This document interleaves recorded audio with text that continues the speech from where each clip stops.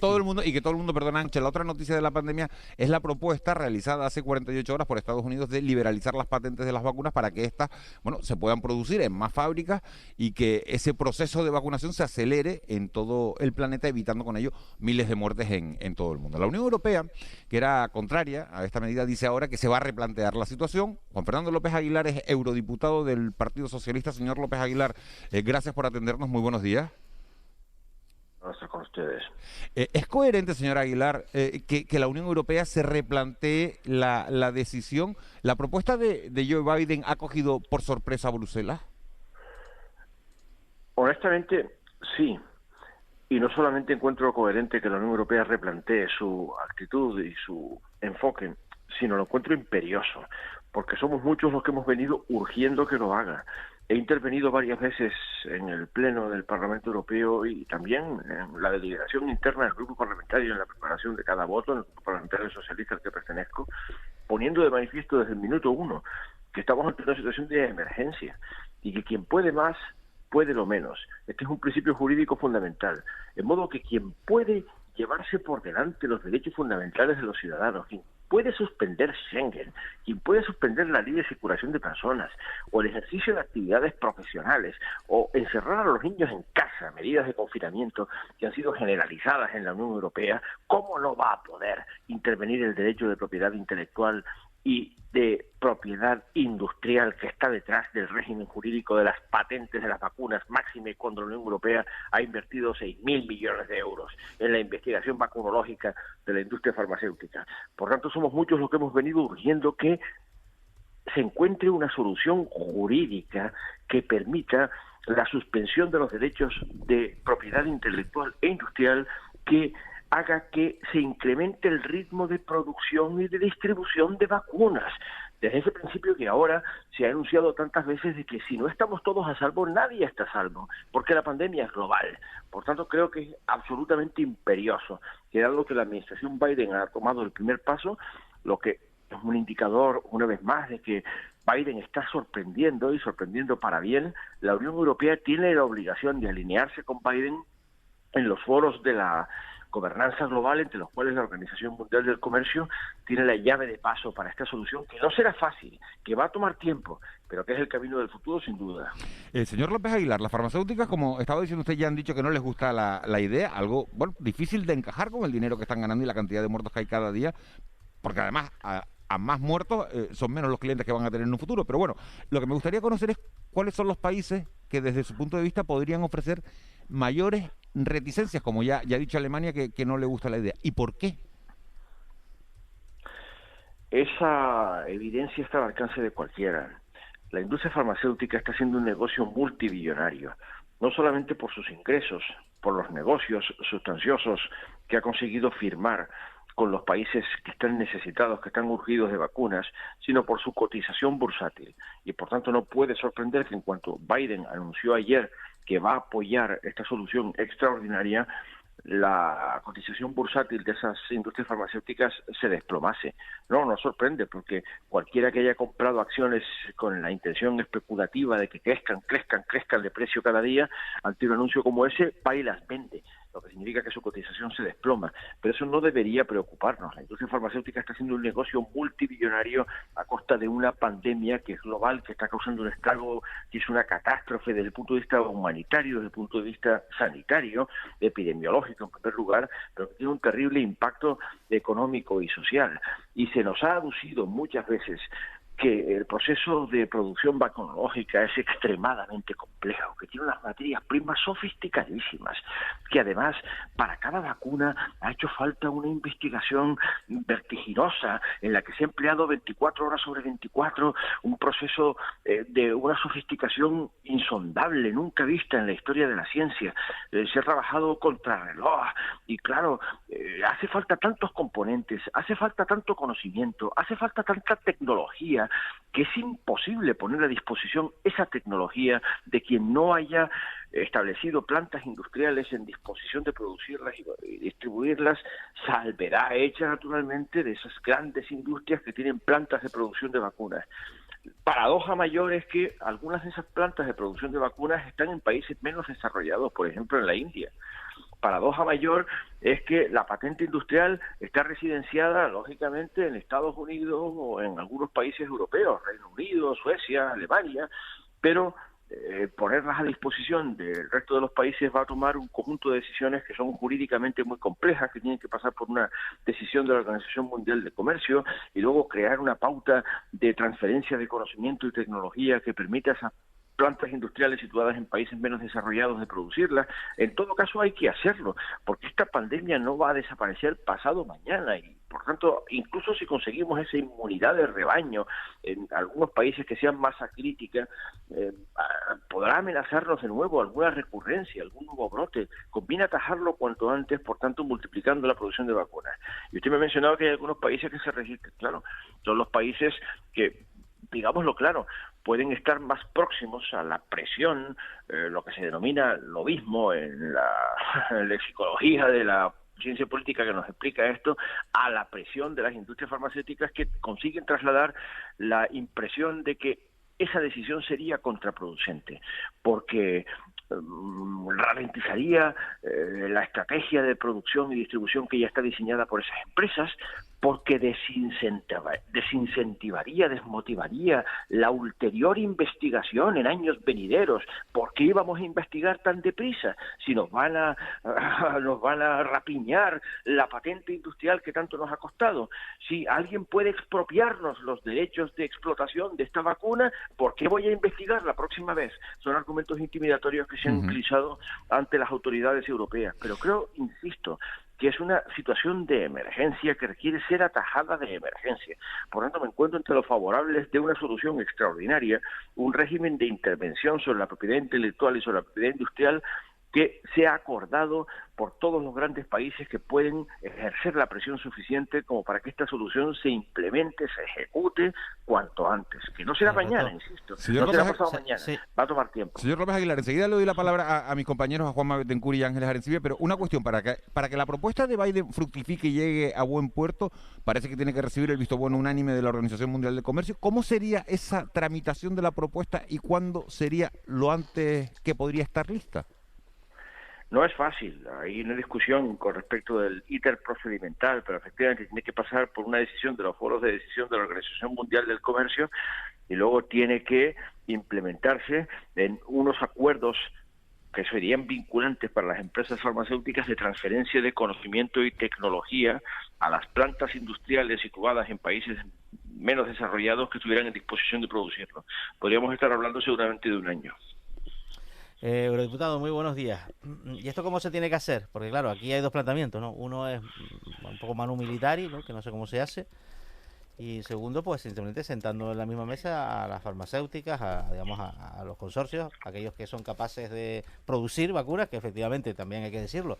Esto no es hacer yogures, esto tiene una complejidad y que llevará tiempo. ¿El procedimiento cuál debería ser? Porque usted está haciendo un planteamiento un poco...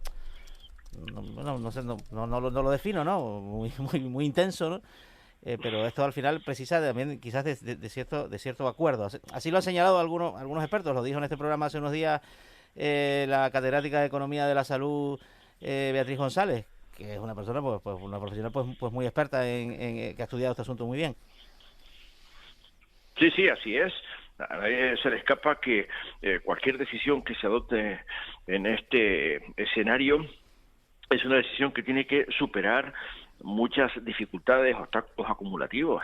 Y es cierto que hay que poner muchas fichas del dominó en línea, hay que sumar muchas voluntades y que hará falta acuerdos entre las grandes industrias.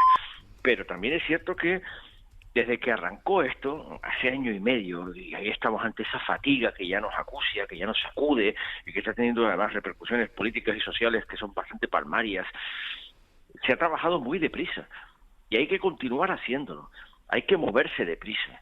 Creo que la administración Biden ha sacudido a la opinión pública mundial y ha empatado bastante bien, con un sentimiento generalizado de que alguien tenía que decirlo. De modo que en cuanto Biden lo ha hecho, sorprendentemente se ha producido un movimiento de ficha en China, se ha producido un movimiento de ficha en Rusia, y ¿por qué no producirse un movimiento de ficha también en la Unión Europea? ¿Qué lo impide? Insisto en que varios debates hemos puesto este asunto sobre la mesa y hemos escuchado argumentos disuasorios. Varias veces se nos ha dicho, he escuchado a la presidenta von der Leyen en el Pleno del Parlamento Europeo expresar esos argumentos disuasorios.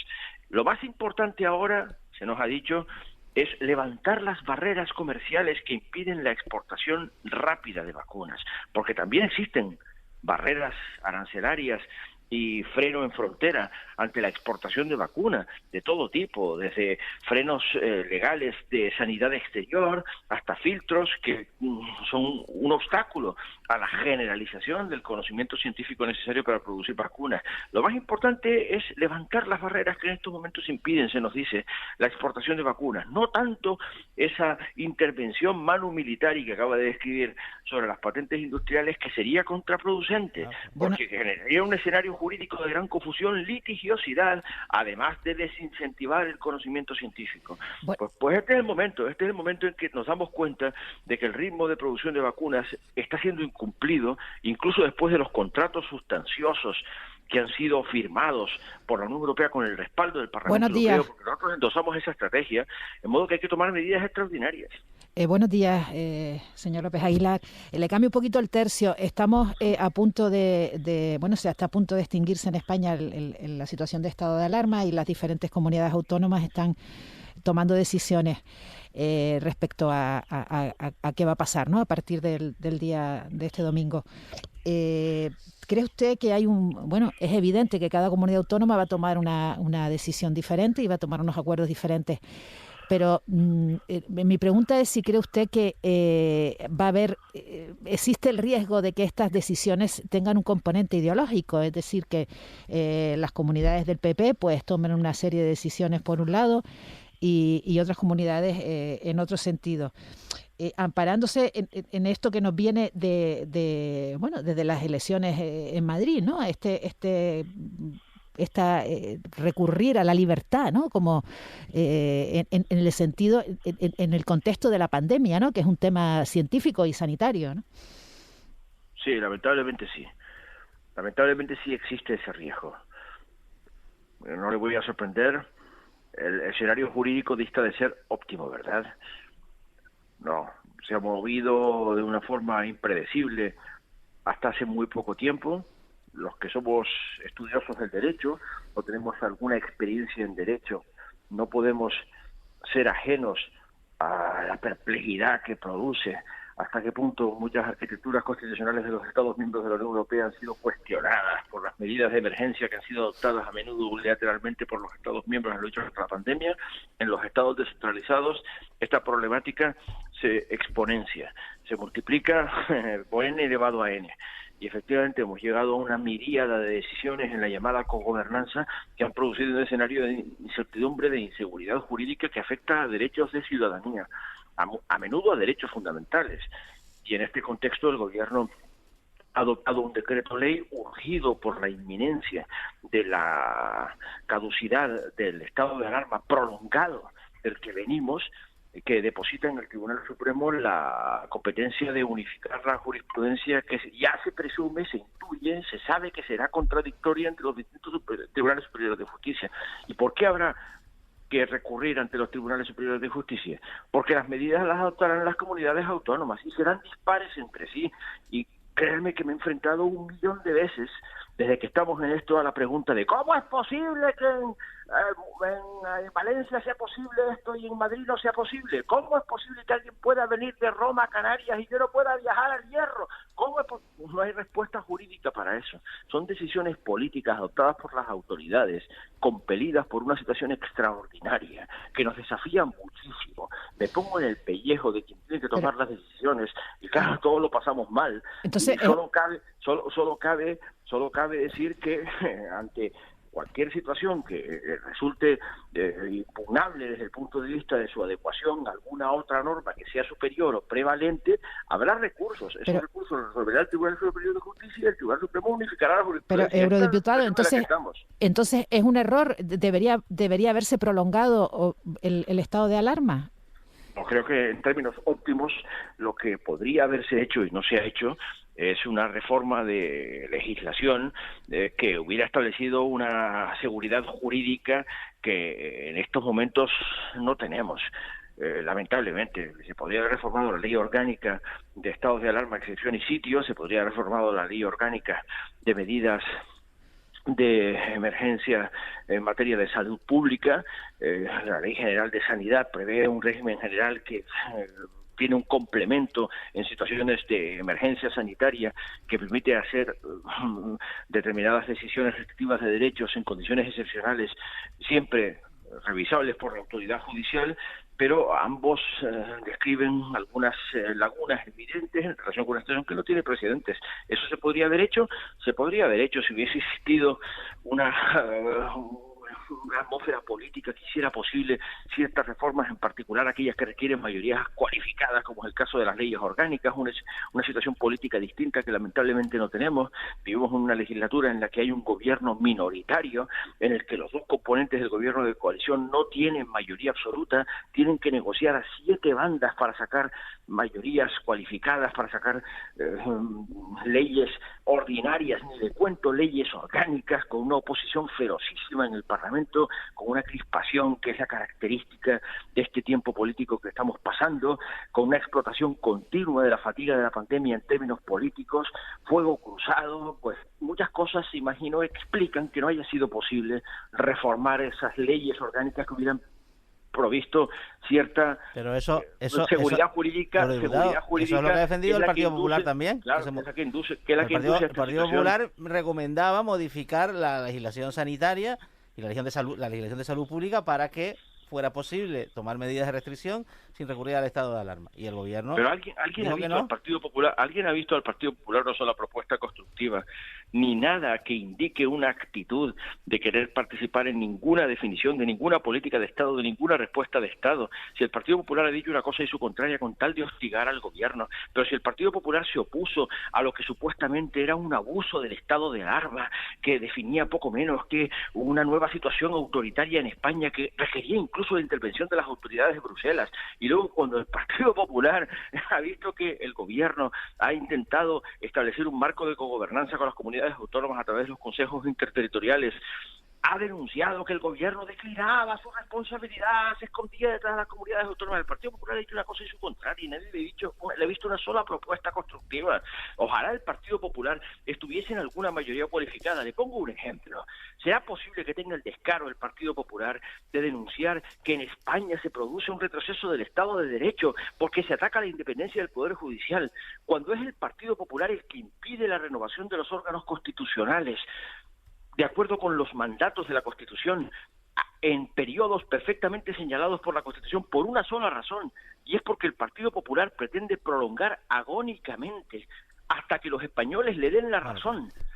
La mayoría que perdió en 2015, porque los órganos constitucionales, el Consejo del Poder Judicial, el Tribunal Constitucional, el Defensor del Pueblo y el Tribunal de Cuentas reflejan en estos momentos la mayoría absoluta que el Partido Popular tuvo en 2011, pero perdió en 2015. Si el Partido Popular es incapaz de participar de mayorías cualificadas para renovar esos órganos, ¿por qué iba a aportar ninguna solución constructiva? Además de declamar que el gobierno debería haber reformado leyes orgánicas con una mayoría que no tiene. El gobierno no tiene mayoría absoluta para reformar las leyes orgánicas, lo ve cualquiera. Señor López Aguilar, una última cuestión antes de marcharnos, y si puede ser con brevedad. Todo el mundo tiene claro que la vacunación es la única manera que tenemos de combatir la pandemia, pero se están aprobando las vacunas a cuentagotas. ¿El retraso de la aprobación de la vacuna Sputnik es geopolítica y no se aprobará nunca, o de verdad existen dudas sobre su eficacia? No, solo espero que la cuestión sea puramente médica. Depende de la agencia europea que está evaluando Sputnik, del mismo modo que lo está haciendo la lista de emergencia de la Organización Mundial de la Salud. Si existen garantías médicas a través de las autoridades de que nos hemos dotado, evidentemente no todos tenemos que... No tiene nada que ver con la geopolítica, entonces, ¿no? No lo creo, vale. No lo creo en absoluto. Lo mismo que la vacuna de China, de lo que se trata es de proporcionar el mayor rango, la mayor variedad de vacunas que procuren seguridad de que podemos restablecer las coordenadas vitales que tantísimo echamos de menos y tanta falta nos hacen. Juan Fernando López Aguilar, eurodiputado del PSOE, muchísimas gracias por haber estado con nosotros esta mañana. Ha sido un placer hablar con ustedes. Un placer, Un abrazo. un saludo. Hay que decir, quiero aclararle a todos los oyentes que hemos llamado también al eurodiputado del Partido Popular, a Gabriel Mato, pero decía que no nos podía atender hasta el martes. Lo hemos llamado también para conocer su análisis sobre esta situación de la Unión Europea, de las decisiones que tiene que tomar la Unión Europea sobre la liberalización de las vacunas. Hay un cuerpo que está preocupado, y es el cuerpo de la policía ante esta finalización del estado de alarma. Los policías, ayer el portavoz del CECIP, Jesús Illada, decía